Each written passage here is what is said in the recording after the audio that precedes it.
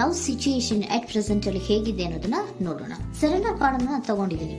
Surrender to prior ಅಂತ ಕೊಡ್ತಾ ಇದ್ದಾರೆ. ನೀವು ಪ್ರಯರಿನ ಕಡೆಗೆ ಹೆಚ್ಚು ಗಮನವನ್ನ ಕೊಡಿ, ಸ್ವಲ್ಪ ದೇವರ ಕಡೆಗೂ ಹೆಚ್ಚು ಗಮನವನ್ನ ಕೊಡ್ಬೇಕಾಗತ್ತೆ. ಯಾವಾಗ ನೀವು ದೇವರನ್ನ ತುಂಬಾ ಹೃದಯದಿಂದ ಪ್ರಾರ್ಥನೆಯನ್ನ ಮಾಡಿ ನನಗೆ ಸಹಾಯವನ್ನ ಮಾಡು ಅಂತ ಕೇಳ್ತಿರೋ, ಆಗ ಅದೆಲ್ಲ ಸಮಸ್ಯೆಗಳಿಂದ ನೀವು ಆಚೆ ಬರ್ತೀರಾ.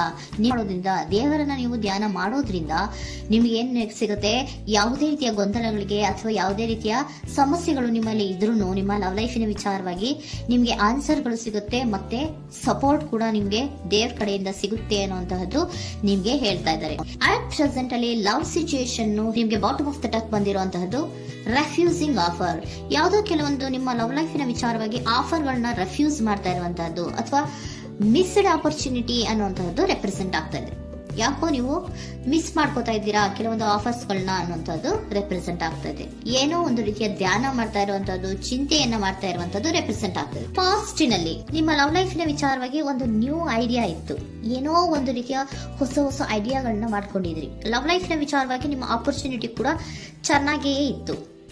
ಆದ್ರೆ ನಿಮ್ಮ ಲವ್ ಲೈಫಿನ ವಿಚಾರದಲ್ಲಿ ಕಿಂಗ್ ಆಫ್ ಸೋರ್ಟ್ಸ್, ನೀವೇನನ್ನ ನಿಮ್ಮ ಲವ್ ಲೈಫಿನ ವಿಚಾರವಾಗಿ ಏನನ್ನ ಎಕ್ಸ್ಪೆಕ್ಟ್ ಮಾಡಿದೀರಾ ಪಾಸ್ಟಿನಲ್ಲಿ ಅಂದ್ರೆ, ಲವ್ ಲೈಫಿನಲ್ಲಿ ಒಂದು ಕ್ಲಿಯರ್ ಇರಬೇಕು, ಕ್ಲಾರಿಟಿ ಇರಬೇಕು, ಮತ್ತೆ ಯಾವುದೇ ವಿಚಾರ ಕೂಡ ನಿಮ್ಮ ಲವ್ ಲೈಫಿನ ವಿಚಾರದಲ್ಲಿ ಮುಚ್ಚುಮರೆ ಅನ್ನೋದು ಇರಬಾರ್ದು. ಸ್ಪಷ್ಟವಾಗಿರ್ಬೇಕು, ಸ್ಪಷ್ಟವಾಗಿ ಹೇಳ್ಬೇಕು, ಏನ್ ಹೇಳ್ಬೇಕೋ ಅದು ಸ್ಪಷ್ಟವಾಗಿ ಹೇಳ್ಬೇಕು ಅನ್ನುವಂತಹದ್ದು ಎಕ್ಸ್ಪೆಕ್ಟ್ ಮಾಡುವಂತಹದ್ದು ಪ್ರೀತಿಯ ವಿಚಾರದಲ್ಲಿ. ಮತ್ತೆ ಕ್ಲಿಯರ್ ಆಗಿರ್ಬೇಕು. ಏನು ಅಂದ್ರೆ ನಿಮ್ಮ ಲವ್ ಲೈಫಿನಲ್ಲಿ ಒಂದು ಸ್ಟ್ರಾಂಗ್ ಆಗಿರ್ಬೇಕು, ಸ್ಟ್ರಾಂಗ್ ಬಾಂಡೇಜ್ ಇರಬೇಕು, ಮತ್ತೆ ಯಾವುದೇ ರೀತಿಯ ಚೈಲ್ಡಿಶ್ ಬಿಹೇವಿಯರ್ ಅನ್ನ ಮಾಡಬಾರ್ದು ಅನ್ನೋದು ಪಾಸ್ಟಿನಲ್ಲಿ ನೀವು ಎಕ್ಸ್ಪೆಕ್ಟ್ ಮಾಡಿರೋಂಥದ್ದು ರೆಪ್ರೆಸೆಂಟ್ ಆಗ್ತಾ ಇದೆ. ನೀವು ಅದೆಲ್ಲ ಎಕ್ಸ್ಪೆಕ್ಟ್ ಮಾಡಿದಾಗ ಯಾವಾಗ ನಿಮ್ಗೆ ಅದು ಸರಿ ಹೋಗಲ್ಲ ಅನಿಸ್ತೋ ಆಗ ನೀವು ಪ್ರೀತಿಯಿಂದ ಮುಂದೆ ಬಂದಿರುವಂತಹದ್ದು ಬಿಟ್ಟು ಮುಂದೆ ಬಂದಿರುವಂತಹದ್ದು ರೆಪ್ರೆಸೆಂಟ್ ಆಗ್ತದೆ. ಮೋಸ್ಟ್ ಪ್ರಾಬಬಲಿ ನಿಮ್ಮ ಕೆಲವೊಬ್ಬರಿಗೆ ಈಗ ಆಲ್ರೆಡಿ ಕೆಲವೊಂದು ರೀತಿಯ ಬ್ರೇಕಪ್ ಗಳು ಆಗಿರಬಹುದು, ಕಮ್ಯುನಿಕೇಶನ್ ಇಲ್ಲದೆ ಇರುವಂತಹದ್ದು ರೆಪ್ರೆಸೆಂಟ್ ಆಗ್ತಾ ಇದೆ. ಮೋಸ್ಟ್ ಪ್ರಾಬಬಲಿ ನೀವು ಇವಾಗ ಇಬ್ರು ಕೂಡ ನೀವು ಮಾತಾಡದೇ ಇರುವಂತಹದ್ದು ರೆಪ್ರೆಸೆಂಟ್ ಆಗ್ತಾ ಇದೆ. ಸೊ ಯಾವುದೇ ರೀತಿಯ ಕಾಂಟ್ಯಾಕ್ಟ್ ಅಲ್ಲಿ ಇಲ್ಲದೆ ಇರುವಂತಹದ್ದು ರೆಪ್ರೆಸೆಂಟ್ ಆಗ್ತಾ ಇದೆ. ನೋಡಿ, ಮುಂದೆ ಮುಂದೆ ಬರ್ತಾ ಇರುವಂತಹದ್ದು ರೆಪ್ರೆಸೆಂಟ್ ಆಗ್ತಾ ಇದೆ. ಯಾಕೋ ತುಂಬಾ ಬೇಜಾರಲ್ಲಿ ಇರುವಂತಹದ್ದು. ಪಾಸ್ಟಿನಲ್ಲಿ ಕೂಡ ನೀವು ಲವ್ ಲೈಫಿನ ವಿಚಾರವಾಗಿ ಕೆಲವೊಬ್ರು ಬೇಜಾರಲ್ಲಿ ಇರುವಂತಹದ್ದು ರೆಪ್ರೆಸೆಂಟ್ ಆಗ್ತಾ ಇದೆ. ಯಾಕೋ ಕ್ಲಾರಿಟಿ ಇಲ್ಲ, ಕ್ಲಿಯರ್ ಆಗಿರ್ಬೇಕು, ಸ್ಪಷ್ಟವಾಗಿರ್ಬೇಕು, ಏನ್ ಮಾತಾಡಿದ್ರು ಅದರಲ್ಲಿ ಯಾವುದೇ ರೀತಿಯ ಮುಚ್ಚುಮರೆ ಇರಬಾರ್ದು ಅನ್ನೋದು ನೀವು ಎಕ್ಸ್ಪೆಕ್ಟ್ ಮಾಡುವಂತಹದ್ದು. ಪಾಸ್ಟಿನಲ್ಲಿ ಕೂಡ ನಿಮ್ಗೆ ಸ್ವಲ್ಪ ಬೇಜಾರುಗಳಾಗಿರುವಂತಹದ್ದು ರೆಪ್ರೆಸೆಂಟ್ ಆಗ್ತಾ ಇದೆ. ಅಟ್ ಪ್ರೆಸೆಂಟಿನಲ್ಲಿ the moon card, 9 of swords, 6 of swords ಬಂದಿದೆ. ಮೂನ್ ಕಾರ್ಡ್ ಏನನ್ನ ರೆಪ್ರೆಸೆಂಟ್ ಮಾಡುತ್ತೆ? ಇಲ್ಯೂಷನ್ ಅನ್ನ ರೆಪ್ರೆಸೆಂಟ್ ಮಾಡುತ್ತೆ, ಕೆಲವೊಂದು ರೀತಿಯ ಭ್ರಮೆಗಳನ್ನ ರೆಪ್ರೆಸೆಂಟ್ ಮಾಡುತ್ತೆ, ಆತಂಕಗಳನ್ನ ರೆಪ್ರೆಸೆಂಟ್ ಮಾಡುತ್ತೆ. ಮತ್ತೆ ನಿಮ್ಮ ಲವ್ ಲೈಫಿನ ವಿಚಾರದಲ್ಲಿ ಯಾವುದೇ ರೀತಿಯ ಸ್ಥಿರವಾಗಿ ಇಲ್ಲ, ಯಾವುದು ಕರೆಕ್ಟ್ ಆಗಿ ಇಲ್ಲದೆ ಇರುವಂತಹದ್ದು ನಿಮ್ಗೆ ರೆಪ್ರೆಸೆಂಟ್ ಆಗ್ತಾ ಇದೆ.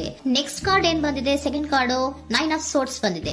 ಇದರಲ್ಲೂ ಕೂಡ ನಿಮ್ಗೆ ಆತಂಕ ಇತ್ತು, ಇದರಲ್ಲೂ ಕೂಡ ಆತಂಕ ಇದೆ, ಭಯ ಇದೆ, ಕರೆಕ್ಟ್ ಆಗಿ ನೀವು ನಿದ್ರೆ ಮಾಡ್ತಾ ಇಲ್ಲ, ಯೋಚನೆ ಮಾಡ್ತಾ ಇರುವಂತಹದ್ದು ಈ ಎರಡೂ ಕಾರ್ಡ್ಗಳಲ್ಲೂ ರೆಪ್ರೆಸೆಂಟ್ ಆಗ್ತದೆ. ಇದರಲ್ಲೂ ಆತಂಕಗಳಿದೆ, ಇದರಲ್ಲೂ ಆತಂಕ.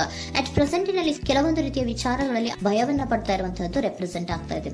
6 of swords, 6 of swords ಕೂಡ ಏನಾಗ್ತಾ ಇದೆ? ಮೂವಿಂಗ್ ಆನ್, ಮುಂದೆ ಹೋಗ್ತಾ ಇರುವಂತಹದ್ದು, ಬೇಜಾರಿಂದ ನೀವು ಮುಂದೆ ಮುಂದೆ ಹೋಗ್ತಾ ಇರುವಂತಹದ್ದು ರೆಪ್ರೆಸೆಂಟ್ ಆಗ್ತಾ ಇದೆ. ಅಟ್ ಪ್ರೆಸೆಂಟಿನಲ್ಲಿ ಯಾವುದೇ ರೀತಿಯ ಸಮಾಧಾನದಿಂದ ಇದ್ದಿರುವಂತಹದ್ದು ಈ ರೀಡಿಂಗ್ ಗಳಲ್ಲಿ ಕಾಣಿಸ್ತಾ ಇಲ್ಲ. ಓಕೆನಾ? ಟೇಕ್ ಇಟ್ ರೆಸೋನೇಟ್, ನಿಮ್ಗೆ ರೆಸೋನೇಟ್ ಆದ್ರೆ ಮಾತ್ರ ತಗೊಳ್ಳಿ. ನೆಕ್ಸ್ಟ್ ಕಾರ್ಡ್ ಇಮಿಡಿಯೇಟ್ ಫ್ಯೂಚರ್ ನ ಬಗ್ಗೆ ನೋಡೋದಾದ್ರೆ ನೈಟ್ ಆಫ್ ಸೋರ್ಟ್ಸ್ ಬಂದಿದೆ. ಅಂದ್ರೆ ಈ ಕೆಲವು ಬೇಜಾರುಗಳಿಂದ ಏನ್ ಈ ಮೂವ್ ಆನ್ ಆಗ್ತಾ ಇದ್ದೀರಲ್ವಾ, ಕೆಲವೊಂದು ವಿಚಾರಗಳನ್ನ ಕ್ವಿಕ್ ಥಿಂಕಿಂಗ್ ಅನ್ನ ಮಾಡಿ ನೀವು ಮುಂದೆ ಬರುವಂತಹದ್ದು, ಕೆಲವೊಂದು ಆಕ್ಷನ್ಸ್ ಗಳನ್ನ ತಗೊಳ್ಳುವಂತಹದ್ದು ರೆಪ್ರೆಸೆಂಟ್ ಆಗ್ತಾ ಇದೆ. ನಿಮ್ಮ ಲವ್ ಲೈಫಿನ ವಿಚಾರವಾಗಿ ಕ್ವಿಕ್ ಥಿಂಕಿಂಗ್ ಅನ್ನ ಮಾಡಿ ಏನ್ ಮಾಡ್ಬೇಕು, ಹೇಗ್ ಮಾಡ್ಬೇಕು ಅಂತ ಕ್ವಿಕ್ ಥಿಂಕ್ ಅನ್ನ ಮಾಡಿ ನೀವು ಮುಂದೆ ಬರುವಂತಹದ್ದು, ಮತ್ತೆ ಕೆಲವೊಂದು ರೀತಿಯ ಆಕ್ಷನ್ ಗಳನ್ನ ತಗೋತಾ ಇರುವಂತಹದ್ದು ರೆಪ್ರೆಸೆಂಟ್ ಆಗ್ತಾ ಇದೆ. ಕ್ವೀನ್ ಆಫ್ ಕಪ್ ಏನನ್ನ ರೆಪ್ರೆಸೆಂಟ್ ಮಾಡುತ್ತೆ? ಬಹಳ ಕೇರಿಂಗ್ ಅನ್ನ ರೆಪ್ರೆಸೆಂಟ್ ಮಾಡುತ್ತೆ. ಏನಿರ್ಬೇಕು ಲವ್ ಲೈಫಿನ ವಿಚಾರದಲ್ಲಿ? ನೋಡಿ, ನೀವು ನೋಡ್ತಾ ಇರೋದು ಹೇಗ್ ನೋಡ್ತಾ ಇದ್ದೀರಾ? ನಿಮ್ಮ ಲವ್ ಲೈಫಿನ ವಿಚಾರದಲ್ಲಿ ಏನಿರ್ಬೇಕು ಅಂತ ಎಕ್ಸ್ಪೆಕ್ಟ್ ಮಾಡ್ತೀರಾ? ಸ್ವಲ್ಪ ಸ್ಟೇಬಲ್ ಆಗಿರ್ಬೇಕು, ಬಹಳ ಕೇರಿಂಗ್ ಇರ್ಬೇಕು, ಎಮೋಷನಲ್ ಇರ್ಬೇಕು, ಅದರಲ್ಲಿ ಅನ್ನುವಂಥದ್ದು ನೀವು ಎಕ್ಸ್ಪೆಕ್ಟ್ ಮಾಡುವಂಥದ್ದು. ಈ ನಿಯರ್ ಫ್ಯೂಚರ್ ನಲ್ಲಿ ನೀವು ಆ ರೀತಿ ಎಕ್ಸ್ಪೆಕ್ಟ್ ಮಾಡುವಂಥದ್ದು. ನೆಕ್ಸ್ಟ್ ಕಾರ್ಡ್ ಬಂದಿರುವಂತದ್ದು ಏರೋಫೆಂಟ್ ಕಾರ್ಡ್ ಬಂದಿದೆ. ಏರೋಫೆಂಟ್ ಕಾರ್ಡ್ ಏನನ್ನ ರೆಪ್ರೆಸೆಂಟ್ ಮಾಡುತ್ತೆ? ಕೆಲವೊಂದು ವಿಚಾರಗಳ ಬಗ್ಗೆ ತಿಳ್ಕೊತಾ ಇರುವಂತಹದ್ದು.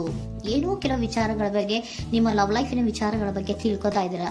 ಏನಾಗಿದೆ, ಹೇಗಾಗಿದೆ, ಸ್ವಲ್ಪ ಆಕ್ಷನ್ಸ್ ಅನ್ನ ತಗೋಬೇಕು ಅಂದ್ರೆ ನಾನು ಸ್ವಲ್ಪ ಕೇರ್ ಅನ್ನ ಮಾಡಬೇಕು, ಸ್ಟೇಬಲ್ ಆಗಿರ್ಬೇಕು ಅಂದ್ರೆ ಸ್ವಲ್ಪ ನಾನು ಕೇರ್ ಅನ್ನ ಮಾಡಬೇಕು, ಆಕ್ಷನ್ ಅನ್ನ ತಗೋಬೇಕು ಅನ್ನುವಂತಹ ನಿರ್ಧಾರಗಳನ್ನ ನೀವು ಮಾಡ್ತಾ ಇರುವಂತದ್ದು ರೆಪ್ರೆಸೆಂಟ್ ಆಗ್ತಾ ಇದೆ. ಹಾಗಿದ್ರೆ ಏಂಜಲ್ ಗೈಡೆನ್ಸ್ ಏನ್ ಕೊಡ್ತಾರೆ?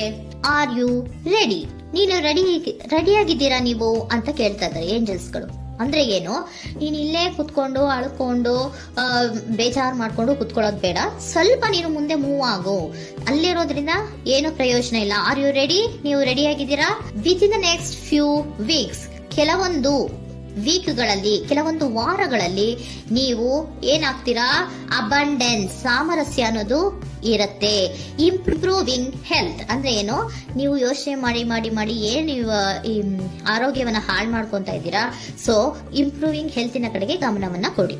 ಆತಂಕವನ್ನ ಮಾಡ್ಕೊಂಡು ಭಯವನ್ನ ಪಡ್ಕೊಂಡು ಮುಂದೆ ಹೋಗ್ಬೇಕಲ್ಲ ಅಂತ ನೀವು ದಿನ ದಿನ ಹೆಂಗೆ ಕಾಲವನ್ನ ಮುಂದೆ ಹಾಕ್ತಾ ಇದ್ರೋ ಅದಕ್ಕೆ ಏನ್ ಹೇಳ್ತಾ ಇದ್ದಾರೆ? Are you ready? ಮುಂದೆ ಬರೋದಕ್ಕೆ ನೀನ್ ರೆಡಿ ಆಗು. ನೀವ್ ಅಲ್ಲೇ ಕೂತಿರೋದ್ರಿಂದ ಯಾವುದೇ ರೀತಿಯ ಪ್ರಯೋಜನ ಇಲ್ಲ. ಸ್ವಲ್ಪ ನಿಮ್ಮ ಹೆಲ್ತಿನ ಕಡೆಗೆ ಗಮನವನ್ನ ಕೊಡಿ.